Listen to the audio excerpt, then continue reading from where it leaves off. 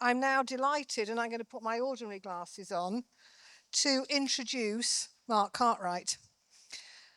Some of you will know Mark, some of you won't. Those of you that don't know him will be delighted when you hear him speak. Mark leads national efforts to reduce commercial vehicle incidents and develop the award-winning Van Excellence programme during his time at the FTA. Today, he'll explore key national highway statistics. Behavioural factors, a recurring theme today, influencing compliance. And the four, and I love this title, the four known unknowns shaping future road safety challenges. So a very warm welcome and a thank you to Mark.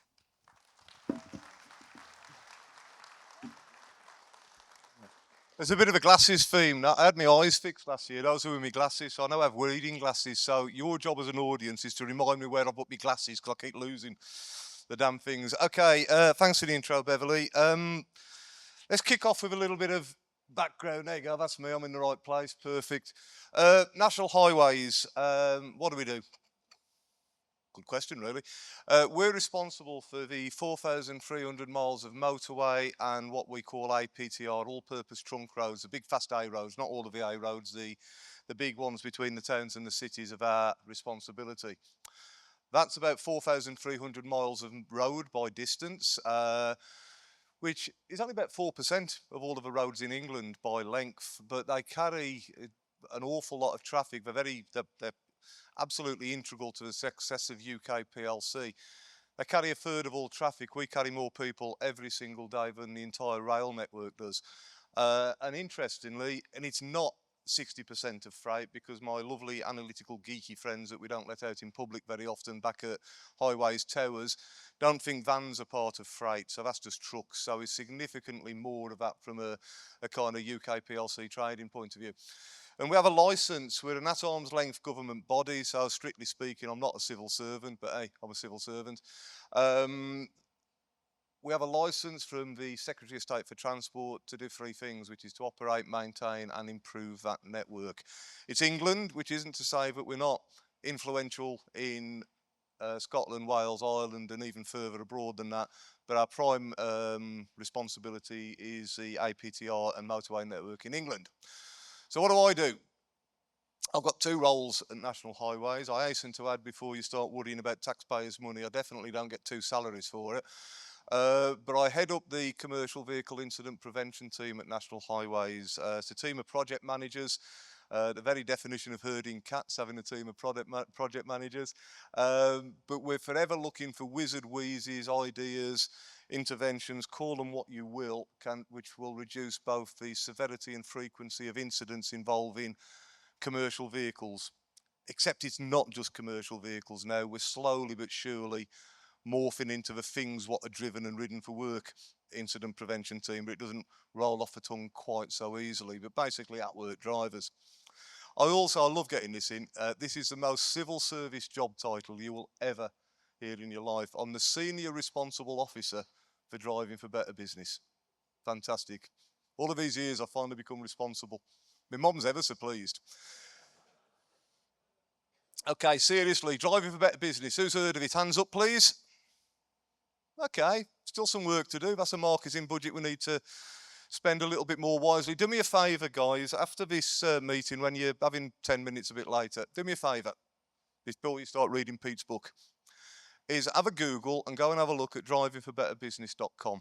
There's loads and loads of really positive, really good free resources out there to try and assist you as fleet operators, as people working in the fleet industries, manage your risk well. It's all free, and don't fall into a trap of thinking it's not any good because it's free. It is. The taxpayers pay for it. If you like it, please use it. If you like it, please tell other people about it. If you don't like it, tell me about it and we'll try and fix it so you do like it. That a deal? Great. Yes, Mark, thank you. Okay, we have a single KPI. At the end of the day, my teams and National Highways in general are judged on a single number. And that's the number of people who manage to kill and injure themselves on our roads each year. And the view that I absolutely take and absolutely subscribe to is the at-work driver is actually the key to the door in reducing those levels of industries. So you haven't realised it yet, but you're all part of the same team, which is working on reducing those. We talk about a shared responsibility.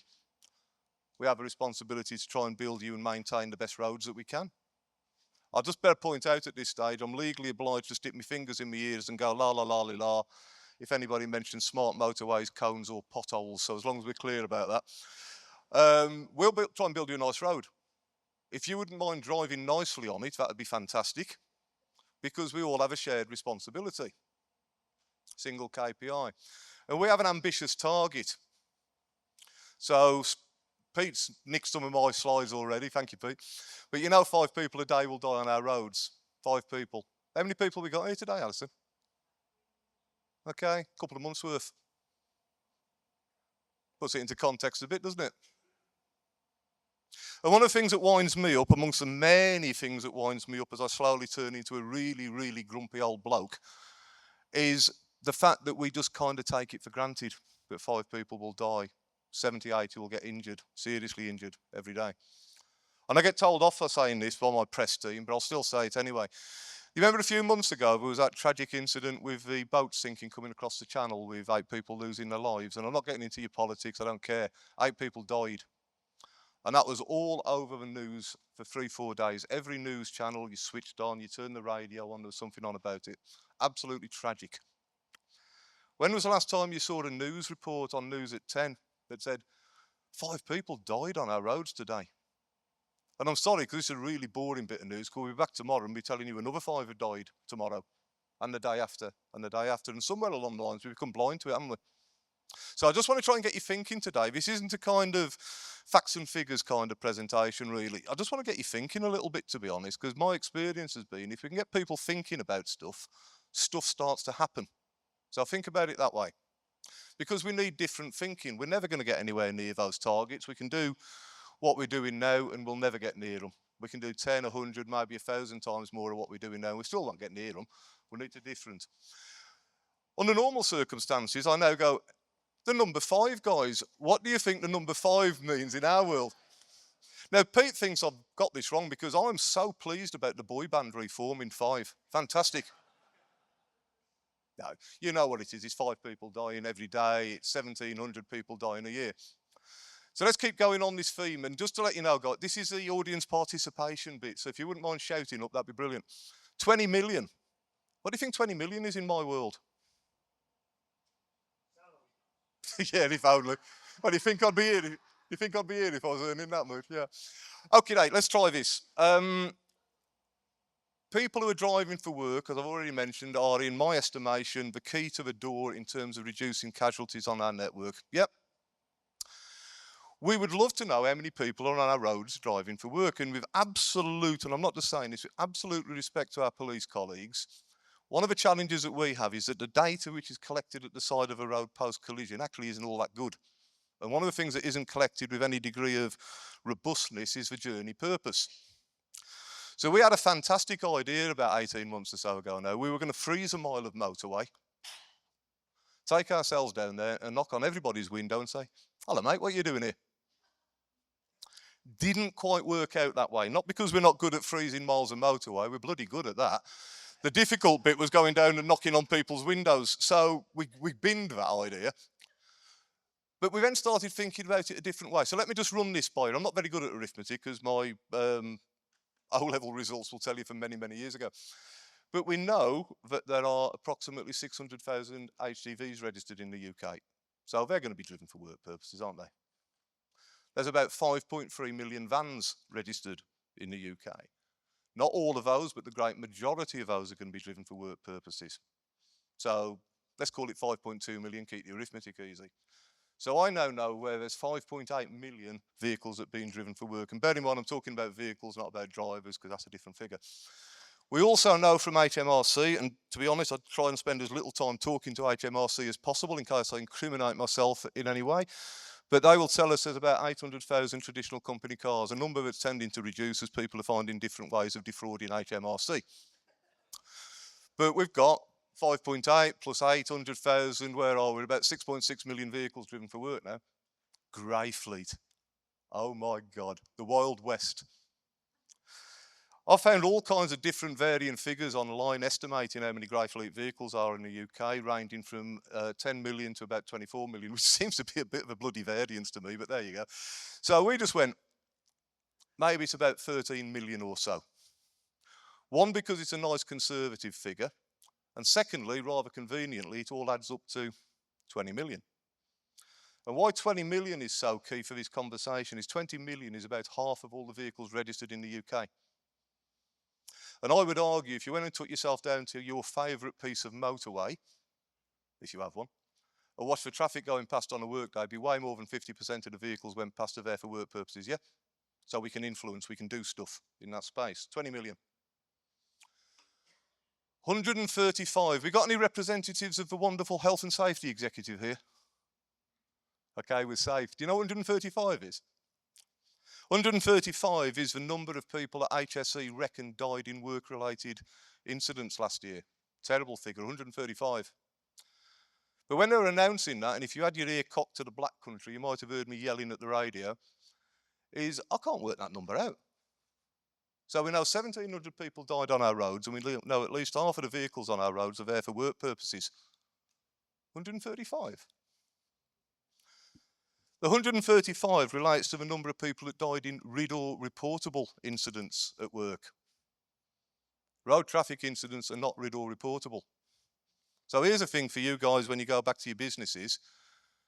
Have a look and just think how you would treat a RIDDOR reportable incident in your business compared to a non-RIDDOR reportable incident. And I've got a pretty reasonable hunch that most businesses don't take it as seriously as they do a RIDDOR reportable one. Are you a friendly lot? Can I trust you? Right. Yeah, thanks, Beverly. That was convincing. Okay. National Highways. I get a copy of our risk report every month of all the stuff that's happened.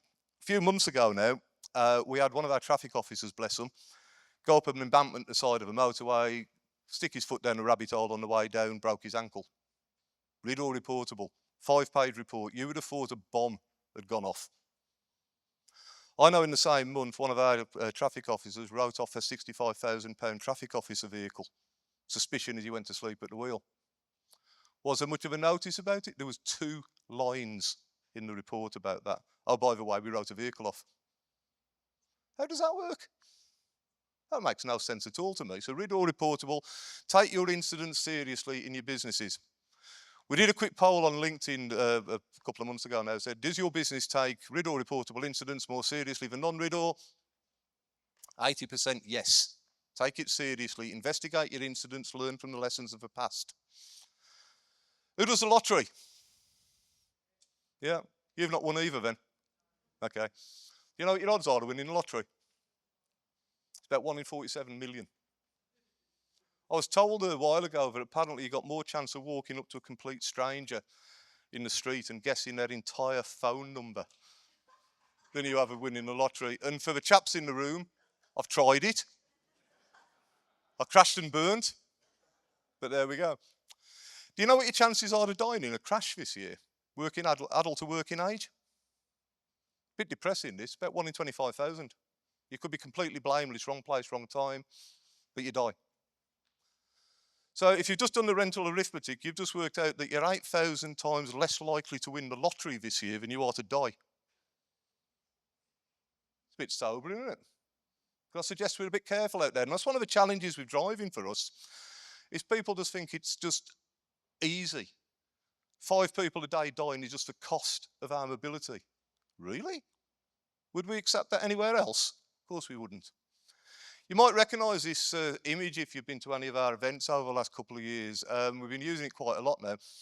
We're trying to get a couple of messages across. Number one, it ain't vehicles that crash. Vehicles are really, really, really safe until we stick somebody behind the wheel and give them a set of keys. It's people that crash. They just happen to be in a vehicle at a time. Most vehicles on the road are out there for work, so we can influence them through our health and safety at work obligations, through our corporate responsibility obligations, our reputational risk for cost. Crashing is quite an expensive hobby. So we can influence behaviours. So are you influencing the behaviours of those that you can influence? I say it's people that crash, and as Beverly said, we talk about the 4 known unknowns. So I'm conscious of time, but very, very quickly, guys, any ideas why people crash? This is audience participation. Fatigue, yeah, that's one. Sorry? Yeah, distraction, two. Yeah, stupid, lack of concentration, yeah. Not sure about speed, we'll come back to that. Fatigue and we talk about distraction, fatigue, impairment, and medical conditions. And virtually every crash that we go out to, that is in the causation mix somewhere along the line. And the reason we call them the known unknowns is we're over in the mix, we just don't quite know what the mix is. So if you think about it as a Venn diagram, you know those diagrams with the 4 circles in it? We don't know how big the circles are, we don't know what the crossovers are, but they're in there. So they're all human factor stuff. It's all the kind of stuff Pete was talking about. You'd think we'd rehearsed it, which we hadn't, but there we go. So we've just coined the phrase, something we talk about a lot now, driver roadworthiness. You've got to spend loads of time making sure your vehicles are roadworthy. Yeah. I'll give you a quick anecdotal example now. You could imagine a fleet manager going up to one of their drivers and saying, mate, can you just go and check your vehicle over again? It looked a bit heavy when it came into the yard. I'm not sure your lights are working. And off they'll go and they'll do it. And it's a yes or no. And if it's a no, they know how to fix it. Can you imagine that same fleet manager going up to one of their drivers and going, mate, you look absolutely knackered. You had any sleep? Doesn't really happen, does it? But that's where the risk is. So I'll just get you thinking about that. So here's our 4 known unknowns: distraction, fatigue, impairment, medical conditions. I actually think there's a 5th, and it's attitude. And what I really want to try and do today is influence your attitude, and influence your attitude to go and influence other people's attitudes. It's that supervisor who doesn't want to engage with their driver because they don't like conflict. So I know something's going on. One of the things that absolutely winds me up immensely of a number of organisations who, number one, are very health and safety secure in pretty much everything that they do, except the road bit where they fundamentally don't do much more than lobbing their drivers a set of keys, patting them on the head and wishing them the best of luck. Really? But it's also those organisations where there has been an incident, and you know what? It was bloody obvious when you look back at something that was going to happen. How many times you heard that? Well, I thought it would be him. Well, do something about it before it happens. This is a still from, I think, my favourite ever road safety advert. It's an Australian one who are a lot braver than we are in terms of adverts. And some of you might have seen this. The bloke on your right in the maroon top, he was stopped by what looked like a news crew down in Australia. I can never remember what state it is, and I know Alison will tell me later. But they'd released their road safety figures the day before from the previous year. 140 odd people had died or whatever the number was. Anyway, he was faced with what looked like a news crew. What do you think about the figures? The only thing he was told to say was 70. What do you think about the figures? Oh, it's terrible, isn't it? Oh, what do you think's an acceptable number of people to die on our roads then? 70. As he said that, 70 people walked around the corner. You're looking at his wife, his kids, his mum and dad, his in-laws, the guys he works with, the fellas he plays football with at the weekend. It's got a bit personal now, isn't it? And that's the point. This is personal. It is personal. So, your superpower. I bet you didn't come here today thinking you'd realise you've got superpowers. I'm not expecting any pants outside the trousers. There's a set of capes outside. I'm going to beat Pete's sunglasses. I've ordered some capes. You've all got superpowers. And do you know what those superpowers are? They're to influence. You're all part of the team now. We can influence it. And the way I'd like to put it to you, those of you who are running fleets, I bet what I would call your liveried fleet, your main fleet, is probably managed pretty well. Cars, vans, trucks. Because you know that you need to be doing stuff with those. It's probably been done quite well. Think about your difficult fleet. Are you sure you got your grey fleet under control? All those marked little maintenance vans that knock about that nobody ever knows really what they're doing, are they under control? Think about your suppliers, the people who are supplying into your industry. National Highways is a supply chain of approximately 70,000 vehicles in it. We are telling them in words of one syllable what we expect from them in terms of the way that they manage their road risk. And if they don't, to be honest, they might not be working for us going forwards, whoever they are. You've got suppliers. Be demanding, be a demanding customer. And be demanding of your supply chain to be demanding of their supply chain. Cascade effect. Think about your own people. We did an event like this a few months ago for Tesco internally. And I know Tesco are ridiculously big, But we asked Tesco how many people they employ. They employ 326,000 people. Thank you, Mark. I'll be grateful for that when that comes up in a pub quiz in the UK. So if you use my 1 in 25,000 figure, those guys will probably lose 13 people next year. Now, the sad part of it is you can't actually pick who it is, but they will probably lose 13 people this year. What an impact. So they're telling everybody how corporately responsible they are, how they take their moral duties seriously. Yet, to be blunt, and I know I say this about them, but they're not on their own. They do the square root of nothing about protecting their own staff, other than their drivers. So think about what you can talk about, because you guys and girls, they've got superpowers. Talk to your staff, explain to them. It'd be a really good idea to have some tread on the tyres. Explain to them it'd be really good not to be still suffering from the night before I drive out. Superpowers. So please use your superpowers. And I'll probably get sued at some stage for this, but nevertheless, if you ever watch Ted Lasso, it's a great thing, isn't it? Doing the right thing is never the wrong thing. And I'll say this, and I deliberately do this when I come to events like this, and I'll readily admit I'm doing this for effect more than anything else, is I really do not care a jot whether your fleets are compliant. I really don't care. I don't like the word legal, and I don't like the word enforcement. What I do care about is that you're managing your risk properly. And forgive me for putting it this way, of course I care that your fleets are compliant, but that's your minimum standard. That's a given. But I can show you plenty of examples of perfectly compliant fleets and drives that have gone out and killed people. But one of the big problems I have with compliance is it can present a false sense of security. Do you manage your compliance really well? Yeah, my compliance is fantastic. Do you manage your risks quite so well? That's a bit more difficult, isn't it? And I'll leave you with this. I've spent 2 days at a health and safety conference in the NEC, Tuesday and Wednesday this week. So I haven't been out in daylight. I understand the weather's quite nice outside. I was coming out the hotel. I was stopping up this morning, and there's a couple of guys who've got the lanyards on for the event, and I know they're going over to the event. And they've got such and such compliance written all over their shirts and on their backs and on their jackets. And I kid you not, as I watched them, the one fella walked up and fell over the hotel steps. Compliance versus risk. So please have a think about it. Let me know if there's anything that we can do. Please, as I say, go and have a look at drivingforbetterbusiness.com. There are my contact details. If you want to have a chat, if you've got any ideas, I will shamelessly steal them. But please, just go away and think about your superpowers.